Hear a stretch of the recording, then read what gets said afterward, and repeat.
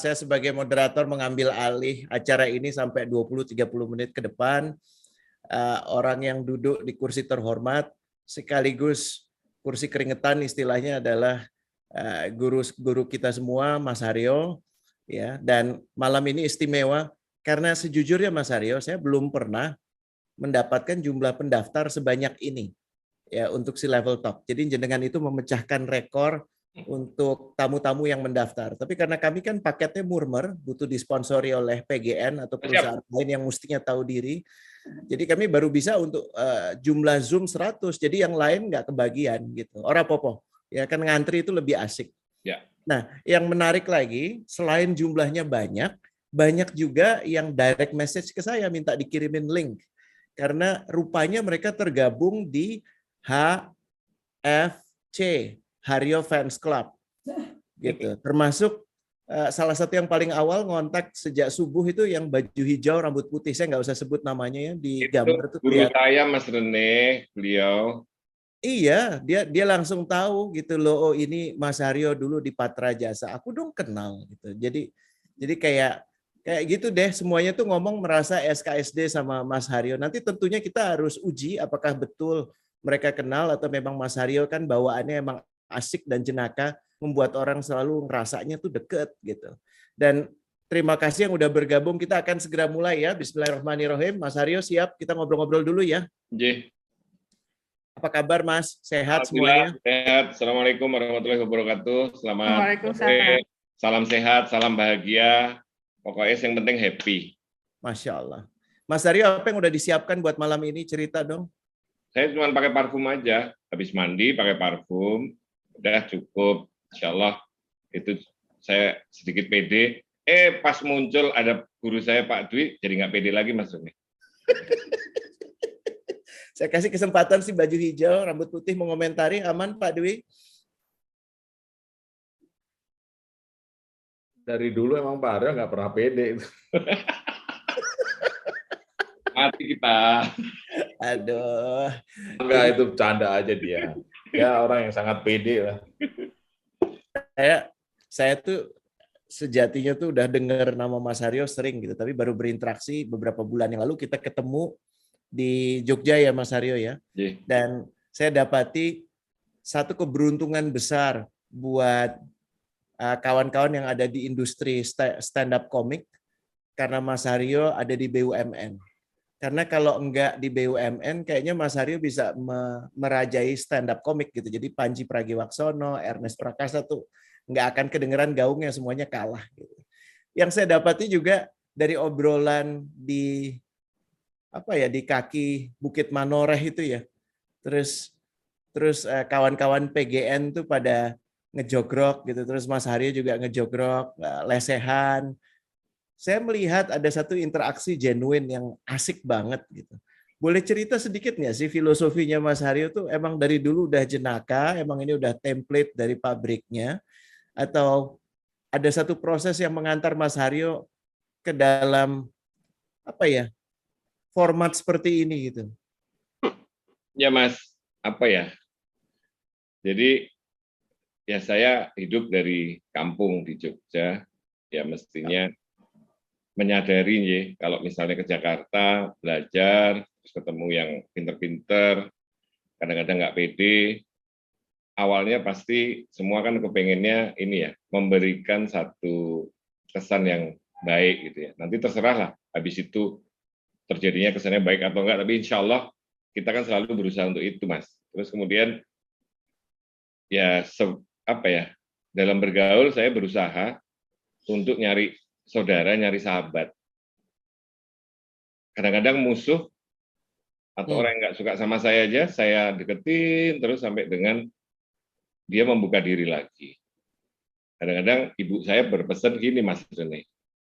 Musuh itu jangan dijauhi, musuh itu harus didekati. Ya, kadang-kadang saya bilang, ya nggak mungkin lah, Mah. Kalau udah musuh kan nggak bisa lah kita deket gitu. Tapi ternyata setelah saya jalanin, ya alhamdulillah orang yang minimal menurut saya ya Mas Rene, yang misalnya yang belum antipati belum terbuka ya lama-lama kalau misalnya kayak batu ditetesin air terus toh juga bisa lubang. Masya Allah. Nah, ini ada cerita lucu Mas Rene. Oke. Waktu apa ya, kurang lebih ya pas kebetulan di Pertamina. Ya alhamdulillah saya Muslim sama lah ya. Gitu. Terus kemudian saya, ini ceritanya bukan karena agama enggak. Waktu itu saya kan pembebasan lahan di Tuban. Di situ kan ada kelenteng besar. Itu terkenal. Kelentengnya sebenarnya Laksamana Cheng Ho itu adanya di situ awalnya datang. Yang di Semarang itu sebenarnya bukan Laksamana Cheng Ho gitu. Iya. Nah, di kelenteng itu saya lagi break time gitu, saya mampir, saya jalan-jalan ke dalam, terus saya ikut-ikutan ciamsi. Ciamsi itu yang pakai goblok gitu. Kan ditanya ada suhunya gitu kan. Terus ada 2 yang saya tanya di situ. Tanggal lahir sama tanggal lahir, jam sama nama lengkap. Ada 2 nama yang saya sampaikan, Mas Rene. Barangkali Mas Rene juga tahu, Pak Dwi Daryoto mungkin juga kenal juga gitu ya, teman-teman. Saya sama satu yang sekarang saya anggap jadi kakak saya karena kakak saya meninggal COVID kemarin, jadi sekarang dia saya anggap jadi kakak saya. Nah, saya sampaikan, saya ikut gitu, namanya ciamsi. Terus keluarlah hasil ciamsi itu kayak kertas gitu, Mas. Iya. Nah, pas saya dibacain tanggal lahir saya, jam lahir segala macam, terus dibacain lah sama suhunya itu. Oh, Bapak ini kayak air yang netes ke batu. Jadi insya Allah siapapun yang mengenal dan berinteraksi dekat, insya Allah bisa menerima semua kalangan. Maksudnya itu yang saya dapat. Spot on ya Mas Aryo. J itu. Nah, yang lucunya yang kakak saya ini yang sekarang saya jadiin kakak saya, maksudnya tahu lah nanti kalau saya sebut namanya terakhir lah. Nah, maksudnya dibilang orang ini tidak boleh bekerja. Kalau bekerja dia akan melarat. Gimana? Jadi yang satunya nggak boleh bekerja, kalau bekerja akan melarat. Akan melarat. Jadi dia lucu suhunya itu. Jadi orang ini tidak boleh bekerja. Kalau orang ini bekerja, pasti orang ini melarat. Oh alah. Nah, namanya Mas Oni Adiaksono. Atau nama terkenalnya Haji Oni. Oke. Nah, atau terkenal lagi Kaji Edan. Instagramnya. Jadi lucu. Jadi ada 2 itu saya ketawa, kok bener ya. Mas Oni itu kan nggak kerja tapi sugih gitu. Terus saya bawalah dokumen kertas itu. Saya bilang, Mas, kowe memang bener nggak boleh kerja. Kalau kowe kerja pasti melarat. Kamu nggak kerja aja kaya gitu. Nah, dari kejadian itu saya, ya ini terlepas percaya atau enggak, itu tahyul atau enggak, tapi anyway, sebisa mungkin kalau tadi Mas Rene nanya, karena saya bukan siapa-siapa, saya di Jakarta berusaha mencari pengalaman, ya saya mesti baik sama semua orang lah Mas. Saya insya Allah tidak boleh membedakan apakah itu staf saya, apakah itu pimpinan saya, apakah itu teman kolega.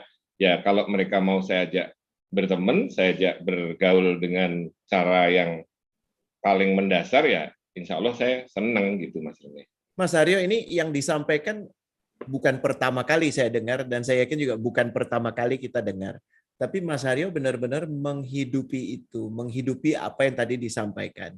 Karena saya ngelihat dengan mata kepala sendiri, dan hari ini dan kemarin itu menjadi pembuktian karena banyaknya orang yang reach out ke saya gitu, minta link lah, boleh dong gabung. Saya cuma ingin nanya gitu, kalau mendekat ke orang yang emang kita suka gitu kan nggak problem ya. Tapi gimana jenengan nata hati untuk mendekat ke orang yang jenengan juga tahu dia nggak suka gitu loh. Dari perangainya udah antipati, mungkin kalau disapa udah melengos duluan. Apa yang dilakukan secara internal oleh Mas Haryo untuk nata dirinya ya? Menata diri itu gimana? Kan paling gampang akhirnya ya udah lu gue gitu. Atau malah lebih buruk lagi, akhirnya malah jadi gelut gitu ya. Malah jadi nggak sukanya tuh nyata banget. Gimana mengontrol menata dirinya Mas Haryo? Ya saya diajari sama nenek saya. Di Jogja kan saya ikut nenek saya sejak lahir sampai saya selesai kuliah. Jadi saya benar-benar orang Jawa lah ya. Dan insya Allah tetap jadi berperilaku seperti orang Jawa. Jadi kalau misalnya saya misalnya dalam satu pekerjaan, kayak dalam satu pergaulan, ada seseorang yang mungkin karena belum kenal, terus kemudian dengan nyun sewu karakternya seolah-olah kita kok nggak disukai atau apa. Ya mestinya ya kalau misalnya ini fair-fairan aja ya Mas. Kalau misalnya pas saya harus nyakgul terhadap orang tersebut dengan jabatan beliau, ya saya kadang-kadang bukan kemudian melacurkan harga diri saya, bukan, tapi selama saya bisa absorb bahwa saya harus menurunkan semua tension, semua ego, semua apa ya, saya harus mengikhlaskan itu. Saya kadang-kadang saya jalanin, Mas. Ada satu cerita lucu di DKI waktu saya masih di Ancol ya, Mas. Waktu itu saya memang harus berkomunikasi dengan beberapa pejabat Pemda DKI. Salah satunya beliau itu adalah apa ya, kalau dulu ada namanya jamaah tablik, pejabat eselon kepala dinas, beliau salah satu pengurus besar di situ. Saya harus mendekati beliau untuk menjelaskan tentang rencana pengembangan Ancol, supaya beliau meridoi, mendukung, merestui lah. Waktu itu mau perubahan Eco Park dan segala macam untuk reklamasi. Nah, saya itu mau kemudian mengikuti pola kehidupan beliau, yang waktu itu beliau sebagai salah satu pengurus besar jamaah tablik. Islam saya belum lengkap waktu itu ya. Saya ini mu'alaf 51 tahun, alhamdulillah ya. Masya Allah. Ini serius Mas Aryo? Kan saya mu'alaf 51 tahun, lahir Islam sampai sekarang kan, berarti kan mu'alaf 51 tahun ya. Alhamdulillah itu. Kesel, nggak ada gunanya, ini benar nggak ada gunanya. Nah, saya itu sampai dengan ikut Mas, ikut yang namanya apa itu, 3 hari di masjid, 7 hari di masjid. Terus bahkan saya ke Temboro. Temboro itu di daerah Ngawi. Di sana itu hanya khusus untuk yang sudah 4 bulan sampai 1 tahun pergi meninggalkan keluarga untuk jihad lah katanya gitu ya. Mohon maaf ya. Nah saya itu ikut sampai ke situ Mas. Lah ya apa? Lah iya, lah kan karena saya ikut beliau ngajak juga, saya ikut. Terus kemudian naik ke panggung bersama para pengurus. Nah ada beberapa teman-teman waktu itu di Dinas Tata Kota.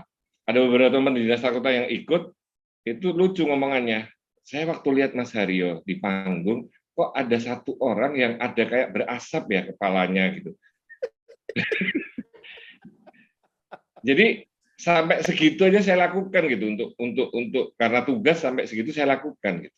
Nah terus kemudian karena harus menjalankan lagi, waktu itu kemudian dikirim ke perbatasan Pakistan dan Bangladesh.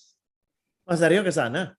Nah, kan saya pinter lah paling enggak karena belajar sama Pak Dwi Daryoto walaupun belum ketemu waktu itu, yang saya suruh anak buah saya lah namanya Imam.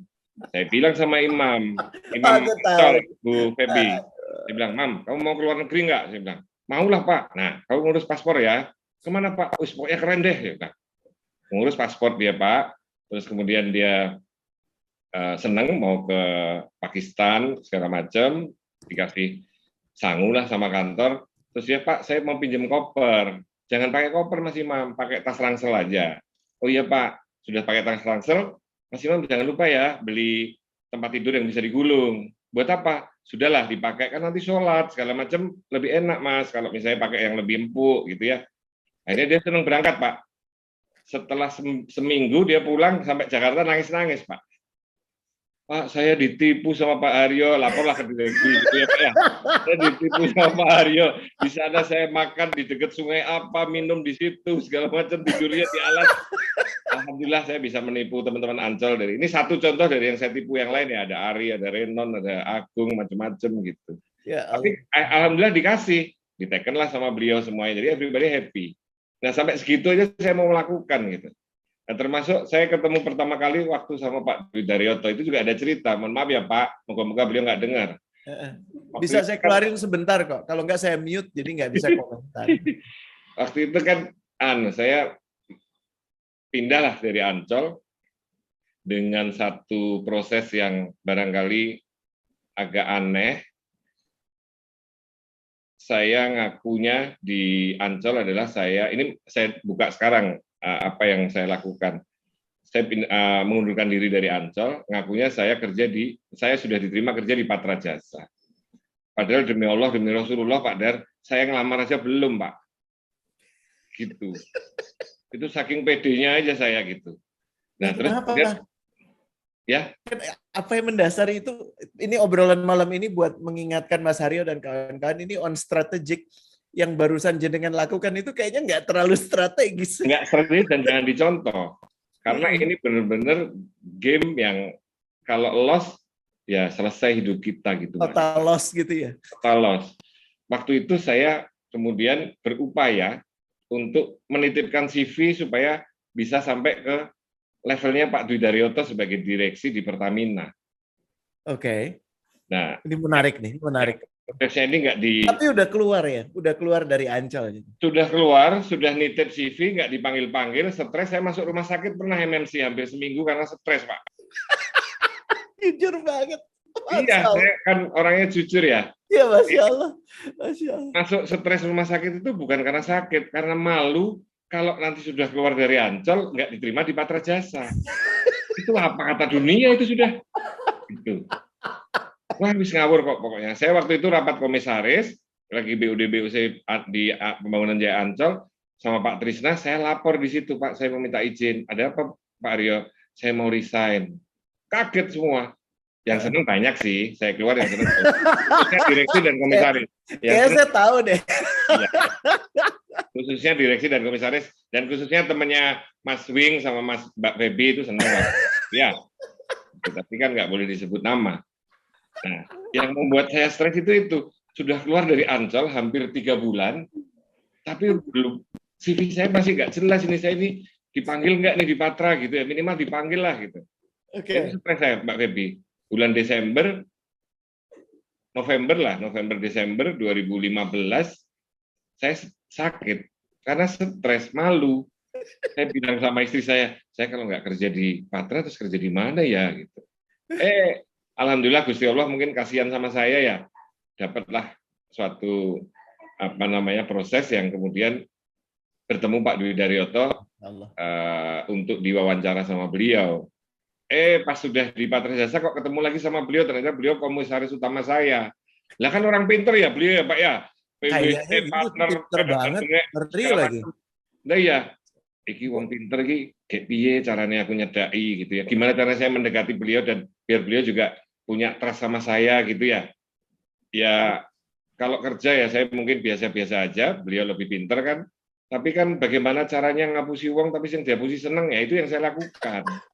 Buat teman-teman yang nggak bahasa Jawa, ngapusi itu kayak apa ya, ngakali orang. Membohongi tapi yang dibohongi seneng gitu lah. Bohongin seneng gitu lah.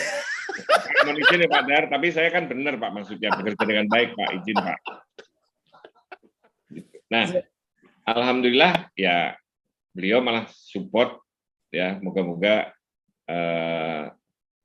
beneran gitu ya waktu itu, tapi saya merasakan beliau sangat support kami, tim kami, jadi kita bisa kerjanya lebih enak gitu. Apalagi beliau kan komut, jadi kami tiktokannya lebih enak gitu. Walaupun beliau kan orangnya kan gitu, Mas.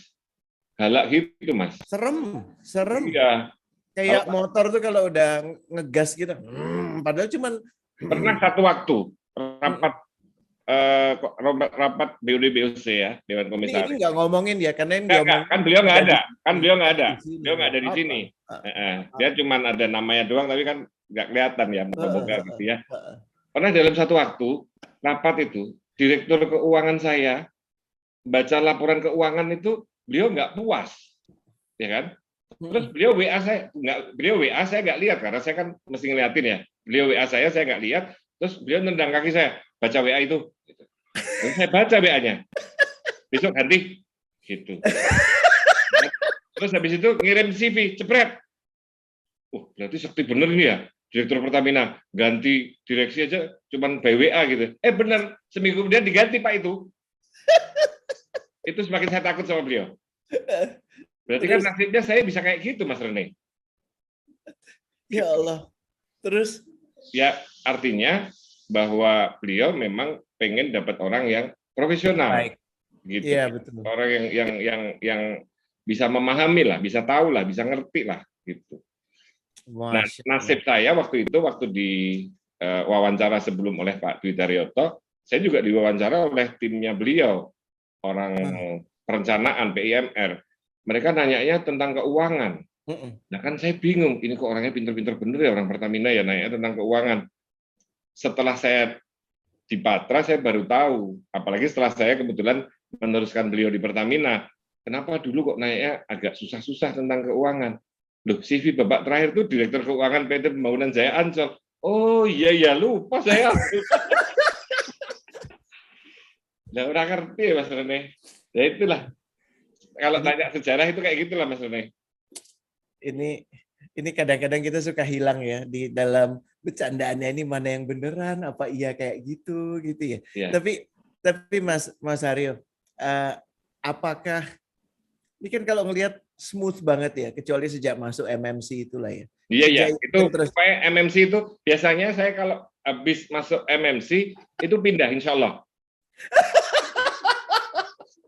Iya, insya Allah setelah masuk MMC saya pindah. Yang nggak masuk MMC pindah ya kemarin aja pindah ke PGN, nggak masuk MMC dulu langsung pindah. Jadi kawan-kawan, Kang Afep, ya Renon, Mbak Hani, ya kalau punya aspirasi besok langsung daftar pindah rumah sakit ke MMC.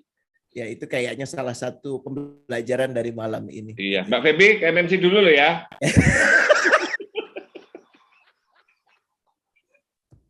Oh alah. Ya, terima kasih.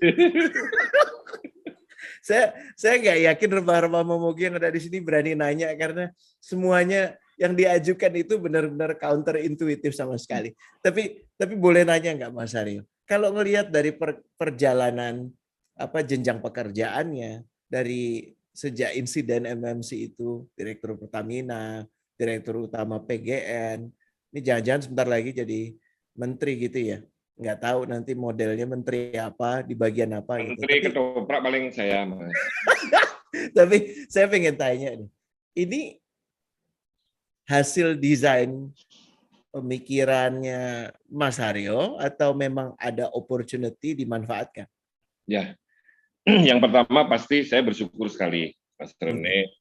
Apa yang saya terima sampai dengan hari ini itu saya sangat bersyukur, Mas. Masya Allah. Enggak mungkin saya dari Jogja dengan SMP yang juga biasa-biasa aja, sekolahnya SMA ya biasa-biasa aja, kuliah apalagi, jadi terus kemudian saya bisa bekerja di Pembangunan Jaya Ancol. Nah, ini boleh cerita sedikit ya Mas, nanti nyambung ke situ. Di Pembangunan Jaya Ancol selama hampir 16 tahun itu saya benar-benar juga sekolah, Mas. Pembangunan Jaya Ancol itu sekolah yang sangat luar biasa, tapi yang paling luar biasa memang di Pertamina Group. Tapi ini juga luar biasa gitu. Karena setiap 2 tahun kan kami dipindah. Walaupun saya sarjana hukum, 2 tahun saya di bagian legal, 2 tahun saya pindah ke bagian di operasional 2 tahun. Jadi semua saya nikmati dan saya bisa belajar di situ, Mas Rene.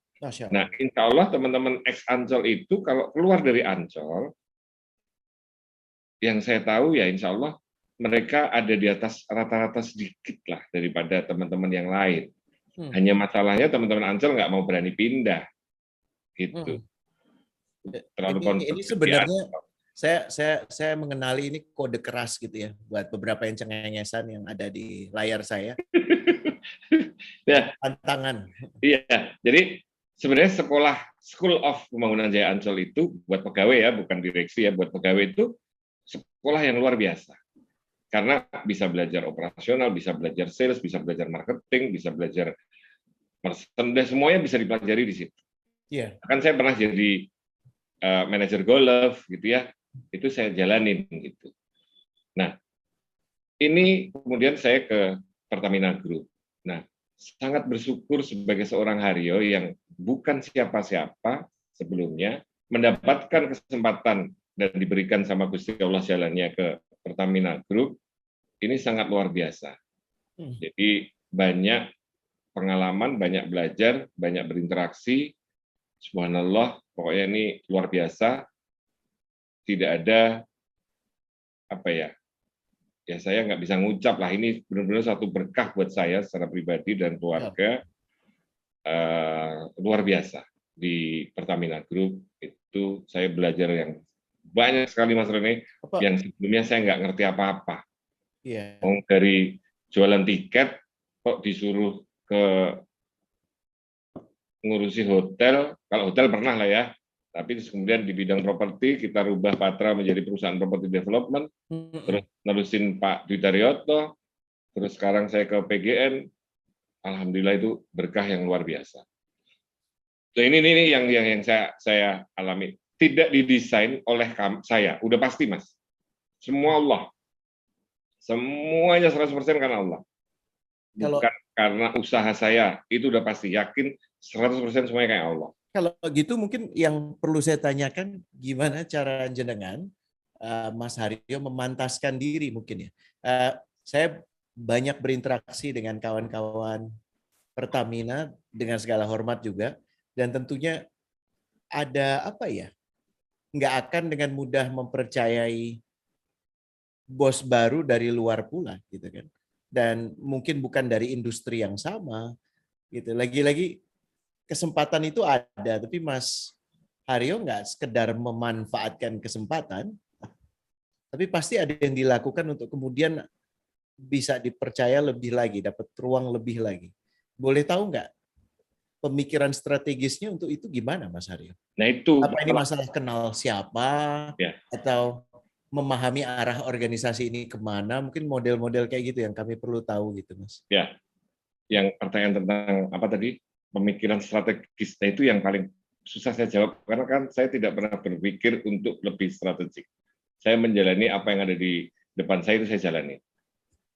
Tapi kalau ditanya, oh kesempatan itu ada nggak sih tangan-tangan orang lain yang membantu, 100% pasti ada lah Mas. Nggak mungkin lah di Indonesia Raya ini kita kemudian, khususnya saya yang punya apa ya,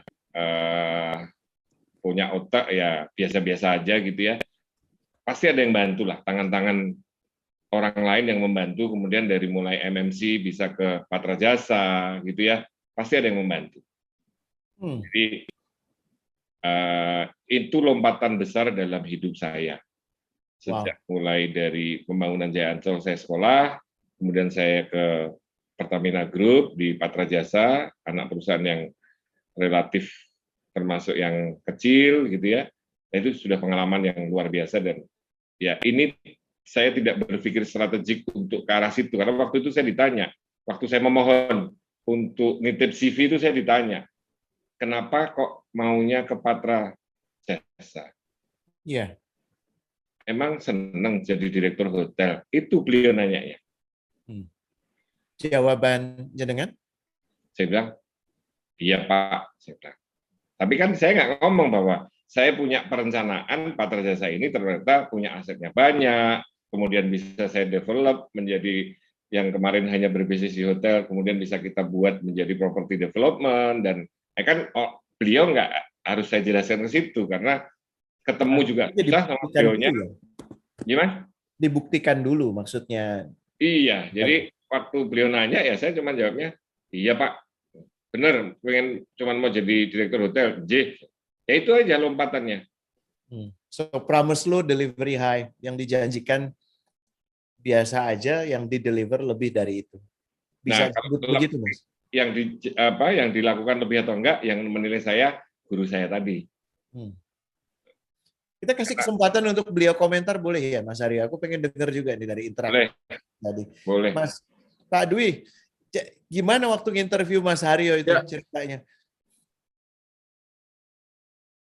Gimana apanya? Gimana kok di antara sekian, pasti kan kandidat nggak cuma satu gitu, dan kenapa yang dipilih X dari Ancol gitu? Apa enggak ada pelamar lain, atau apa yang membuat akhirnya pilihan jatuh pada beliau? Saya tahu itu semua kuasa Gusti Allah. Ya ada rasa kasihan lah, udah 3 bulan nganggur gitu.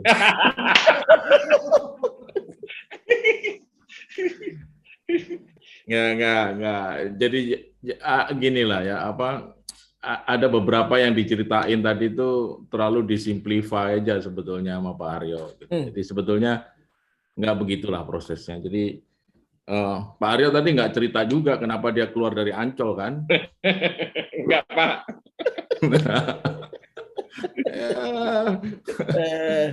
Itu perlu diceritain seharusnya. Takut direkam Pak. Ya jadi gini, kalau komentar saya ya, jadi dari segi saya berinteraksi dengan Pak Aryo gitu, kayak misalnya tadi cerita direktur keuangan itu ya bukan cuma sekali aja, itu sih terakhir ya, karena berkali-kali udah kita peringatin setiap kali meeting apa segala macam. Jadi intinya di sini memang kan profesionalisme itu perlu lah gitu ya. Dalam bidang apapun, bukan dalam bidang keuangan aja gitu. Jadi kalau yang nyenggol kaki itu benar, itu yang terakhir sih, emang dari sudah berapa kali meeting.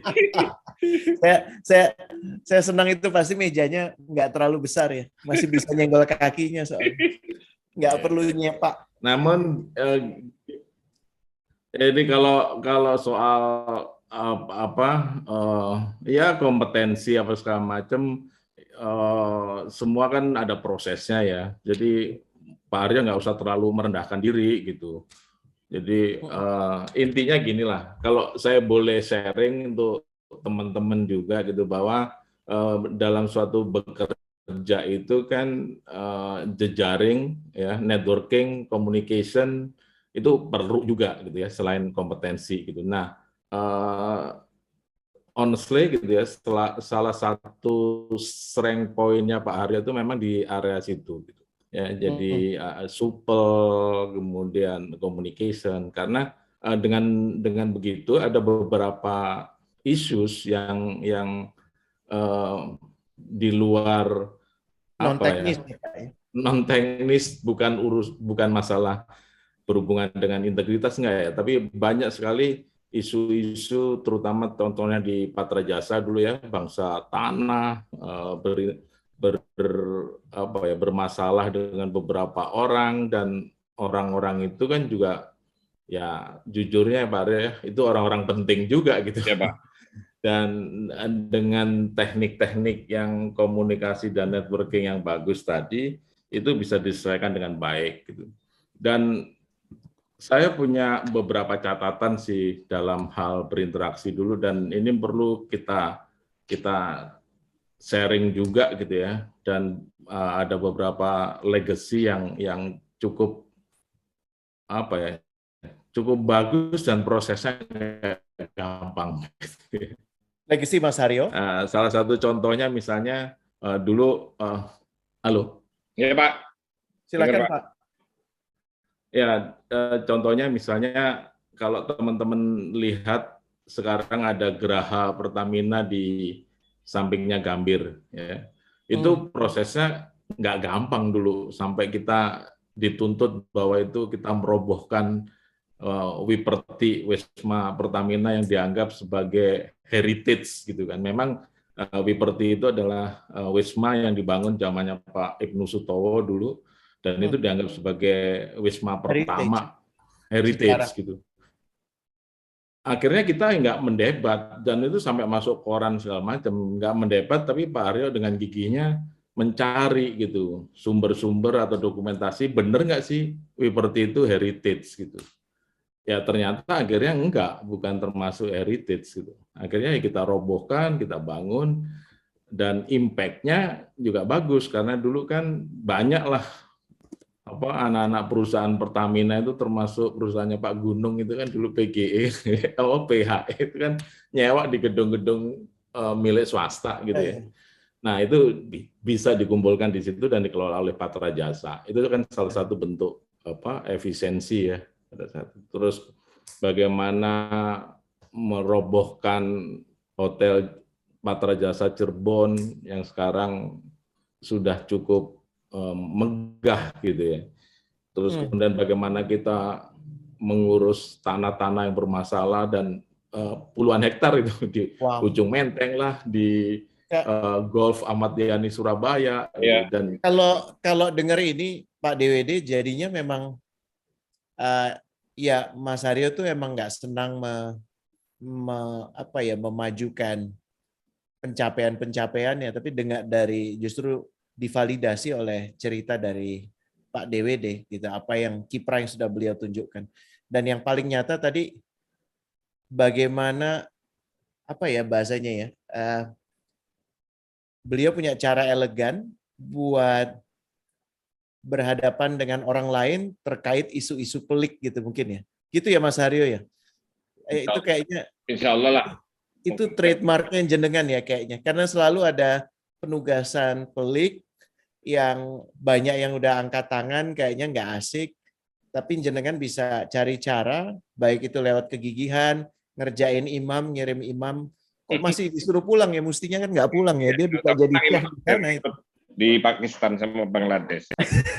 Tapi saya mau menyoroti satu hal Mas Aryo. Mungkin ini kalau jenengan nggak berkenan tinggal disampaikan aja. Saya ngelihat ada interaksi yang asik banget antara Mas Haryo dengan istri. Ya waktu di Jogja itu. Bahkan tadi kata pertama yang Mas Haryo sebut, kata kuncinya adalah oh iya, kami janji kirim brongkos. Saya nggak nyangka jenengan inget itu loh. Ingat. Brongkos itu makanan Jawa ya yang asik banget deh pokoknya. Penampakannya tuh kurang asik tapi rasanya tuh Masya Allah enak banget. Mas Haryo, apa yang gimana? Apa ada mendukung suami istri ini? Boleh cerita dikit nggak buat kawan-kawan di sini supaya ternyata kayaknya itu jadi support system yang powerful buat Mas Haryo juga ya? Betul nggak? Saya bilang begitu. Kan paling tidak kita berusaha menjadi bapak yang baik, itu wajib. Okay. Tapi kalau suami yang baik kan belum tentu ya Mas Rene. Iya. Kalau bapak yang baik kan wajib Mas.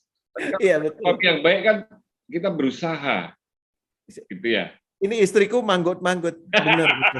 Pak, jangan dimarahin ya, Pak. Saya, gitu. Ini saya cerita apa yang saya alami gitu, Mas. Ini saya sama istri saya itu mungkin saya nggak laku ya, Mas Rene. Saya sejak SMA kelas 2 pacaran sama dia, nikah sama dia, sekarang juga sama dia. Dulu saya pikir anaknya orang kaya, mau diantar ke sekolah naik mobil gitu ya, ada sopir gitu, makanya saya deketin. Nggak taunya itu mobil kantor bapaknya, gitu. Ternyata saya anak orang kaya kan, ternyata mobil kantor. Saya mobil kantor waktu itu apa ya namanya Mitsubishi Galen itu. Ya Allah. Wah, ini anak wong sugih nih, ya, saya deketin lah karena saya kan hidup sama nenek kan terbatas lah. Saya deketin gitu ya.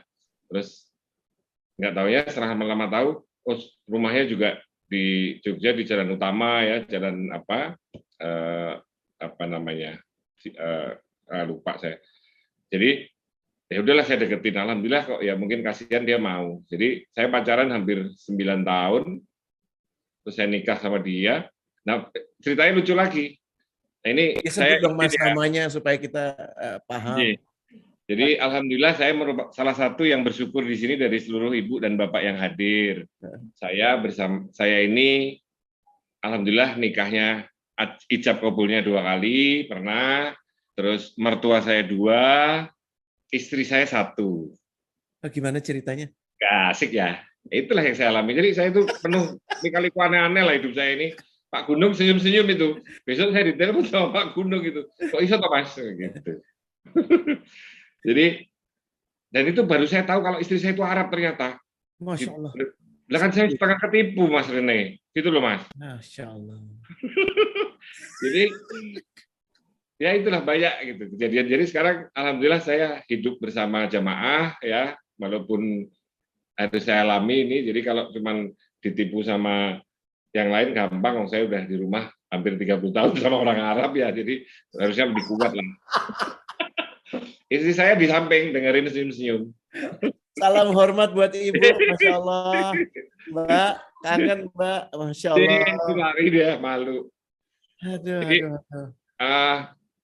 Sekali lagi tadi saya sampaikan, semua pasti punya dinamika dalam berumah tangga, udah pastilah, kita nggak mungkin lah menggurui segala macam, enggak lah. Tapi anyway, itu yang saya tempuh jalan. Jadi minimal kalau tadi ditanya, apa sih yang dilakukan hubungan harmonisnya sama rumah tangga, saya hanya berusaha menjadi bapak yang baik, Mas. Itu wajib. Kalau itu wajib. Masya Allah. Tapi saya juga harus berusaha menjadi suami yang baik. Tapi kalau bapak yang baik wajib.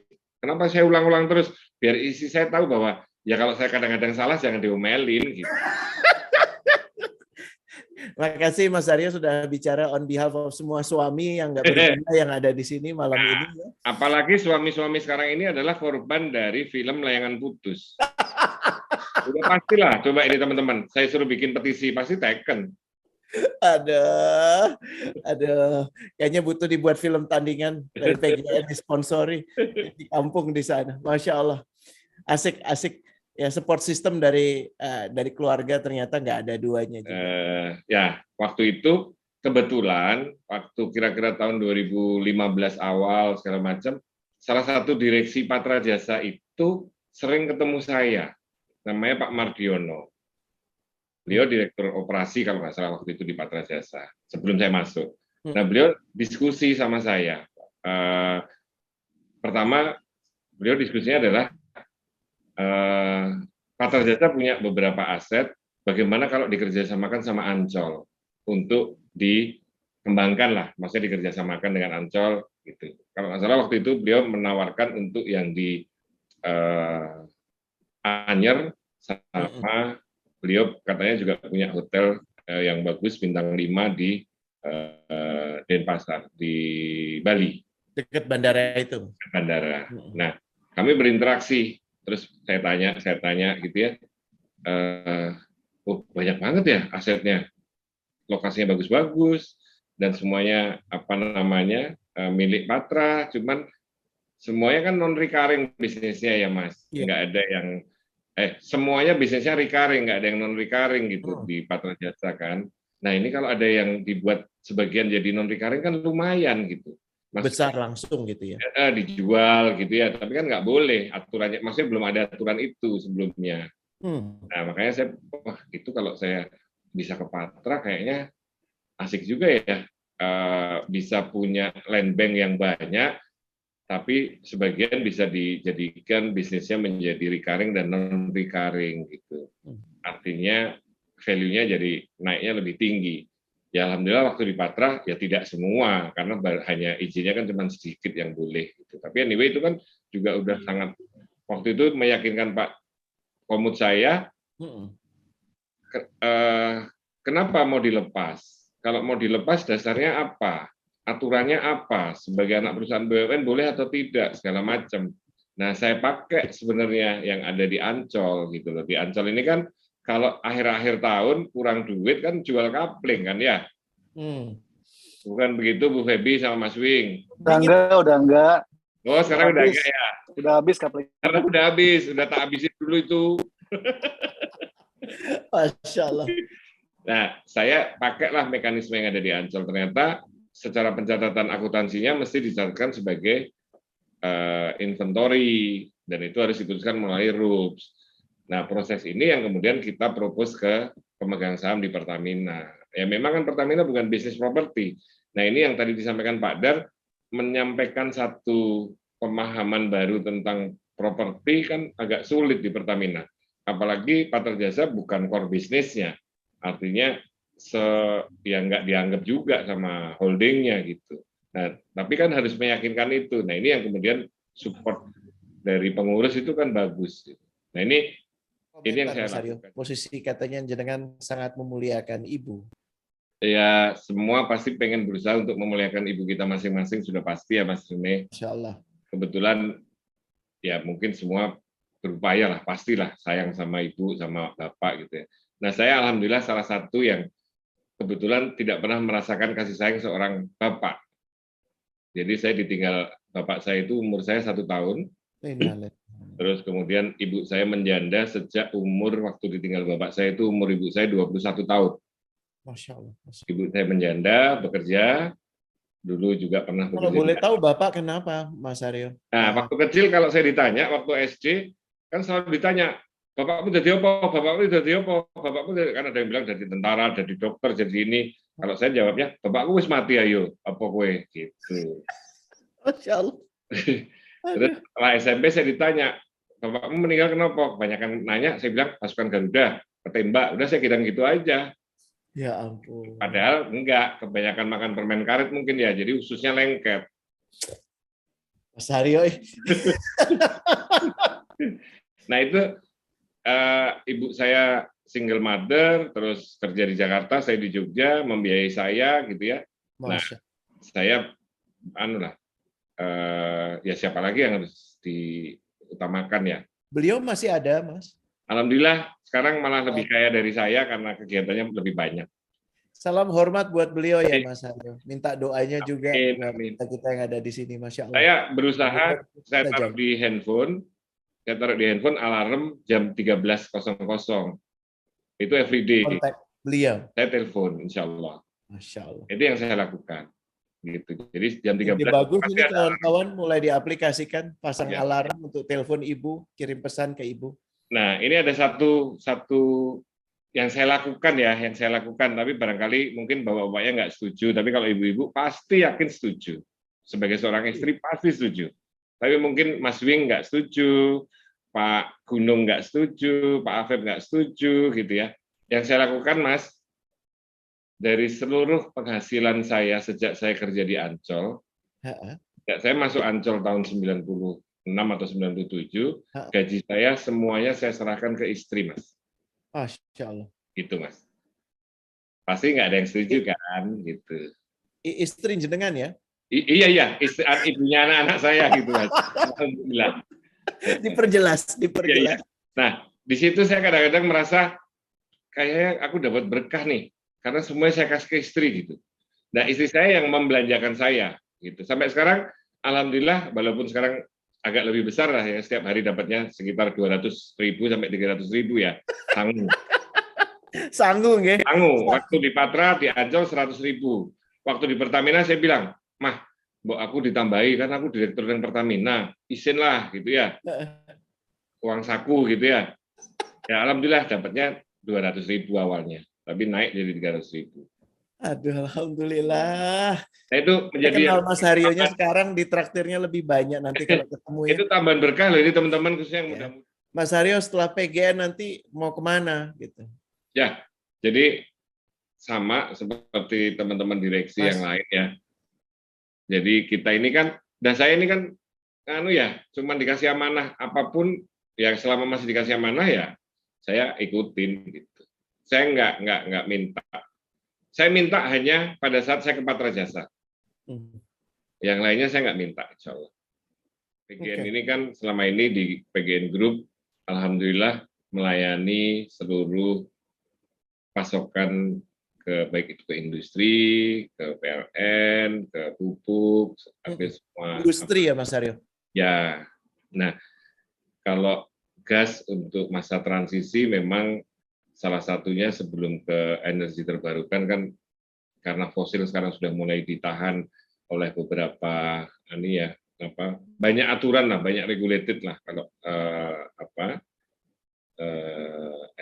energi yang dari fosil itu BBM dan solar maupun yang lain ini kan entah ada yang ngomong ini kebanyakan emisinya apa segala macam gitu. Nah, ini menjadi salah satu kesempatan sih sebenarnya buat pengelola pasokan gas baik itu PGN maupun Pertamina mestinya bisa punya ini Mas. Ya menyiapkan infrastruktur untuk kemudian bisa melayani lebih banyak. Salah satu contoh kan kalau misalnya di luar negeri itu kan rumah tangga semuanya udah pakai gas atau listrik, ya kompor, water heater segala macam gitu ya. Ada PLTSA gitu ya. Nah, salah satu yang penugasan yang diberikan ini kan juga salah satunya adalah pengembangan jaringan gas rumah tangga. Nah, ini juga challenging sih buat PGN. Yang utama adalah saat ini PGN yang alhamdulillah sampai dengan hari ini bisnisnya mengantarkan gas melalui pipa-pipa transmisi, pipa distribusi. Nah, teman-teman sekarang berinisiasi untuk masuk ke retail. Artinya gini, pipa transmisi, pipa distribusi PGN kan di sisi timur Sumatera, sampai ke Jawa, terus di sisi utara Jawa. Nah, yang di sisi selatan Jawa, di sisi barat Sumatera itu kan nggak bisa dilayani oleh gas pipa, karena gas pipa yang paling murah, Mas. Ya, tinggal dibuka keran aja kan, nggak harus antar-antar dan segala macam. Nah, kawan-kawan di PGN Group sekarang menginisiasi untuk mulai masuk ke beyond pipeline, artinya menambah bisnisnya berbisnis melayani tapi di luar pipeline, yaitu dengan melakukan kita harus bisa menghantarkan gas ini ke masyarakat yang biasanya adanya di utara Pulau Jawa sekarang harus bisa kita antarkan ke selatan Pulau Jawa. Pakai tabung gitu Mas atau gimana? Nah, salah satunya adalah kalau kita bikin pipa kan mahal Mas. Jadi kita liquidkan gas-gas itu, kita liquefaction, kemudian jadi LNG atau jadi CNG dikompres. Nah ini kemudian kita antarkan by isotank, terus kemudian nanti ada tabung-tabung yang 50 kilo segala macam gitu. Jadi ini yang saat ini teman-teman sedang menginisiasi itu. Nah, didoakan lancar ya Mas Aryo. Moga-moga inilah ini juga disupport sama kita juga punya anak perusahaan di bidang upstream juga. Salah satunya hasilnya selain minyak adalah gas. Nah ini juga kita lagi berupaya. Yang kemarin-kemarin selalu di hasilnya ini dikasihkan ke alokasinya ke lain. Ini lagi kita propose untuk bisa kami manfaatkan sendiri supaya kami bisa dapat yang lebih murah lah. Dan insya Allah LNG atau gas pipa atau jaringan gas rumah tangga itu alhamdulillah insya Allah lebih murah daripada LPG yang sekarang beredar. LPG PDJ. Bukan LPG 3 kilo ya. LPG 3 kilo kan bukan konsumsinya yang ikut di Zoom ini. Iya. LPG 3 kilo kan buat orang yang nggak mampu. Nah, kan pasti teman-teman beli di rumah kan yang LPG warna pink atau warna biru gitu ya. Nah, ini kita lebih murah. Insya Allah kita lebih murah. Didoakan dan dilancarkan Mas Aryo. Insya Allah tahun ini kita dikejar untuk 1 juta sambungan rumah tangga, tahun depan 1 juta, tahun depan 1 juta, tahun depan 1 juta. Nah ini challenging lah buat PGN. Gitu Mas. Menarik sekali, Masya Allah. Nah satu lagi sedikit Mas, sekarang ini kan pemerintah meregulate ya, harga gas harus $6 gitu misalnya. Nah kalau semua industri harga gasnya $6, ya insya Allah pasti pada nggak mau daftar ke PGN. Karena PGN nggak langsung decline baik itu revenue maupun netnya.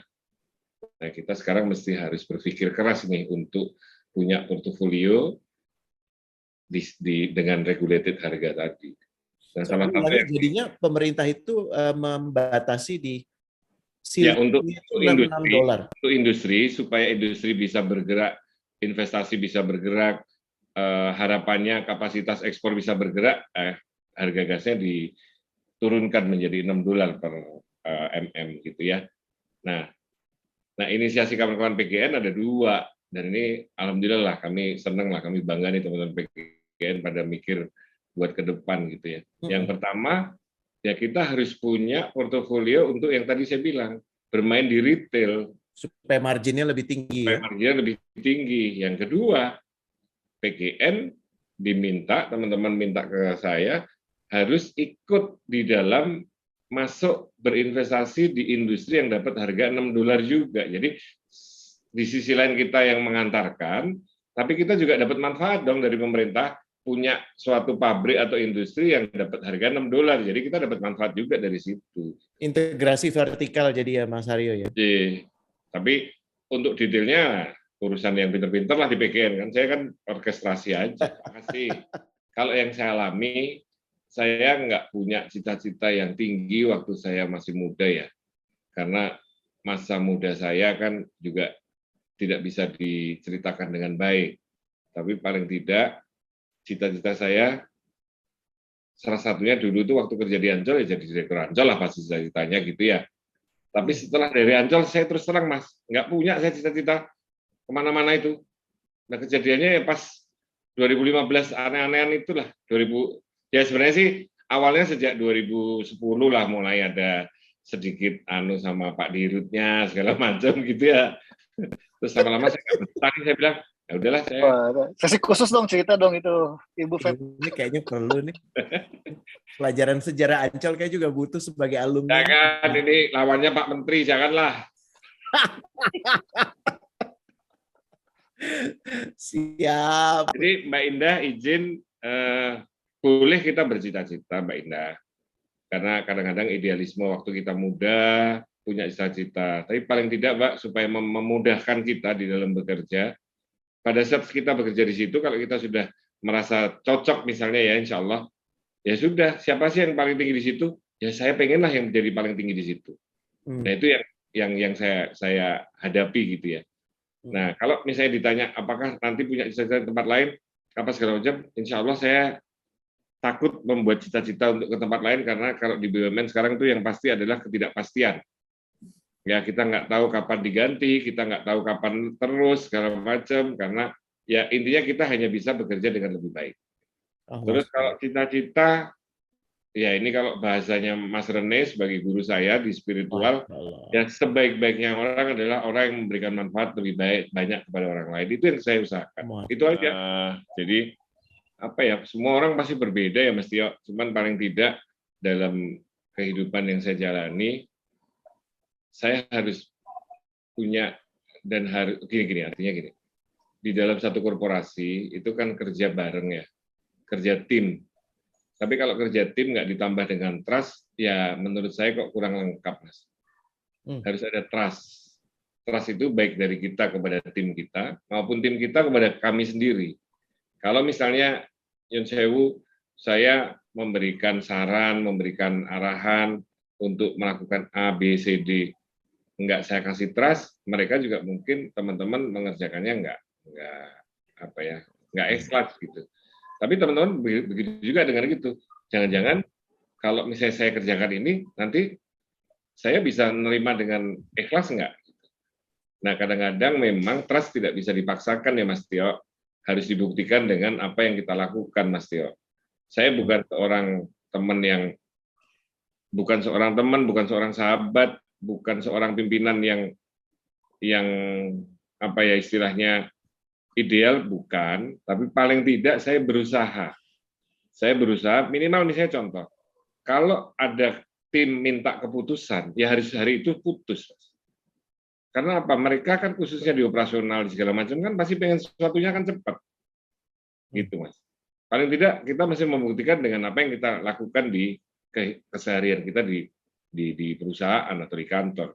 Karena kebetulan diberikan amanah jadi pimpinan, ya sebaik-baiknya sebisa mungkin kita mesti berani mengambil keputusan. Itu salah, nggak apa-apa Mas, nggak usah takut, karena bisa kita benerin kok, gitu loh. Tapi kalau kita nggak memutuskan ya Mas.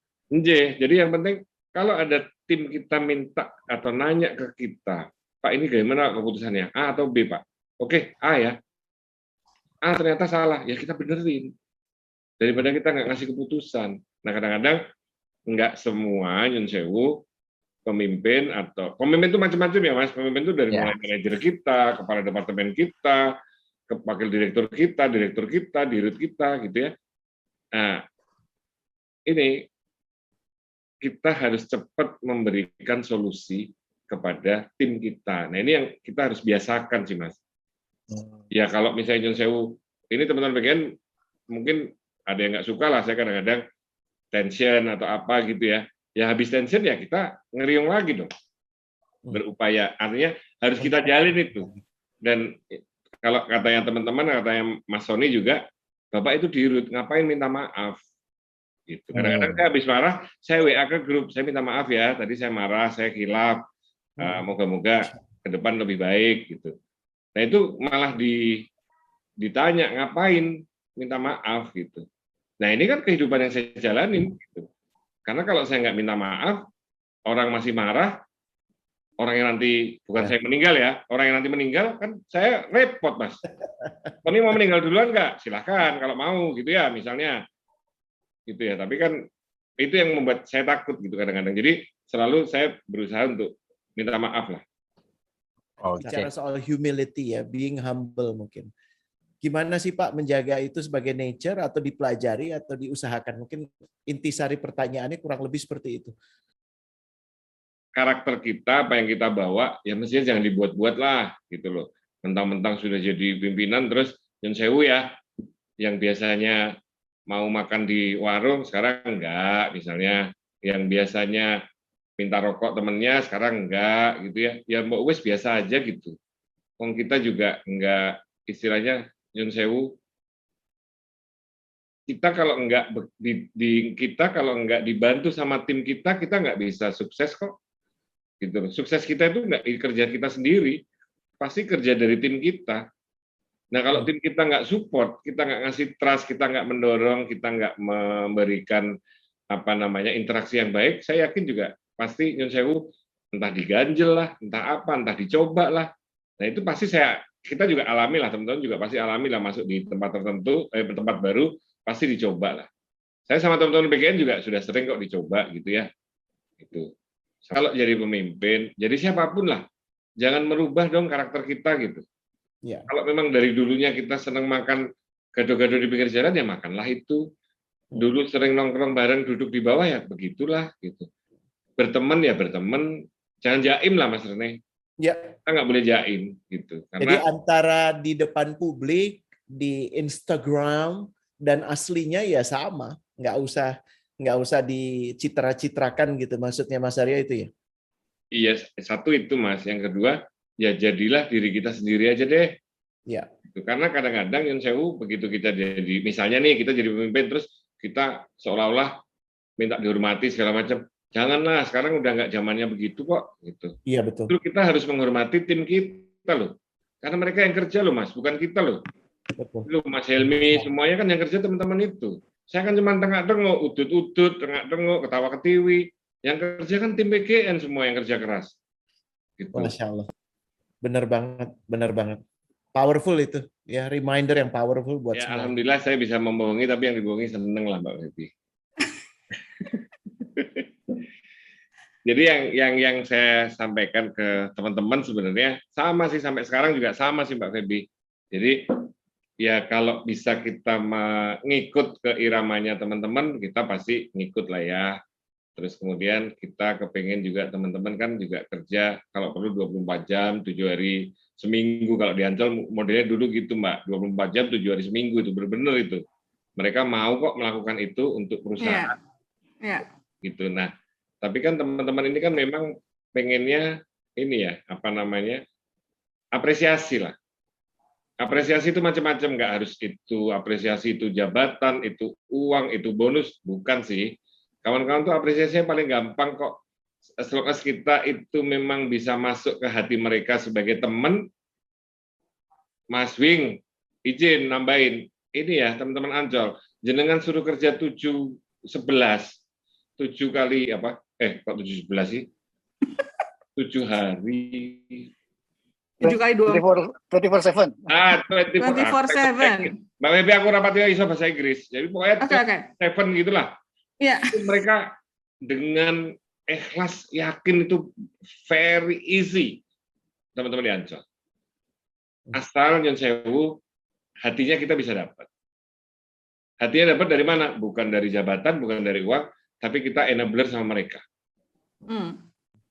Kita nyun sewu, mohon maaf, ya tapi dengan cara kita sendiri-sendiri lah, jadi pasti kan gitu ya. Kebetulan saya nggak punya harga diri, jadi saya seenaknya sendiri aja gitu. Nah ini yang saya lakukan sih Mbak Febi. Jadi kita nggak bisa minta mereka trust sama kita, tapi kita harus berupa mereka harus ikhlas punya trust sama kita, bukan kita memaksakan mereka harus ikhlas, harus trust sama kita gitu. Nah ini mungkin yang agak mesti harus perlu effort, perlu waktu, meluangkan waktu buat teman-teman ya kan, meluangkan waktu bercerita gitu ya. Kalau kebetulan dulu di Ancol salah satu yang paling kaya kan cuma saya ya, bener nggak? Jadi saya kadang-kadang pakai uang saya sendiri loh, itu saya apresiasi. Jadi saya teman-teman ini semua Mbak Febi, ini bukan sombong, bukan nggak. Setiap saya di departemen, saya pasti kirim mereka ke luar negeri, dan itu pakai biaya saya sendiri. Saya tidak membeli mereka, tapi ini bahwa ini loh, kita benar-benar harus mikirin perusahaan loh, sampai saya harus melakukan kayak gini gitu. Tapi ini jangan ditiru ya. Gitu. Kalau sudah kaya seperti Mas Rene, baru kita boleh meniru lagi lah. Gitu. Kaya banget, Masya Allah.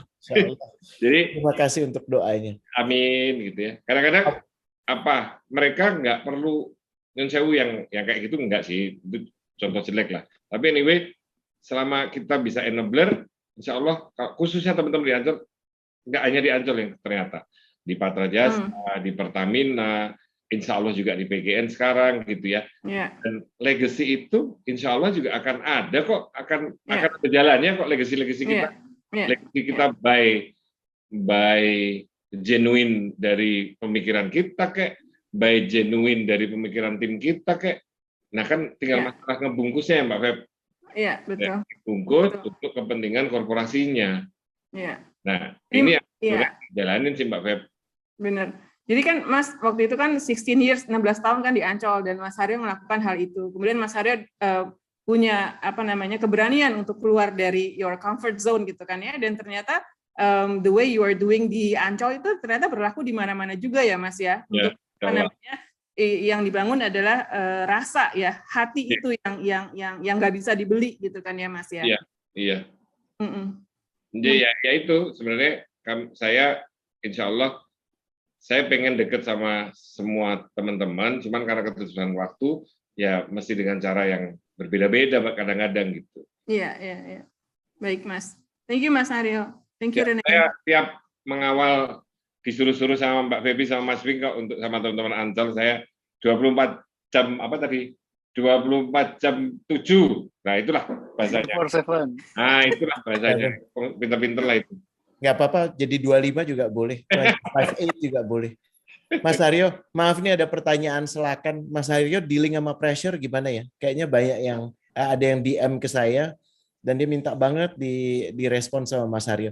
Karena pasti kan banyak sekali pressure, but kok kayaknya asik-asik aja karena banyak orang yang dapat pressure malah akhirnya pecah, marah-marah, jadi rungsing. Tapi kok Mas Haryo kayaknya hahaha aja. Gimana itu?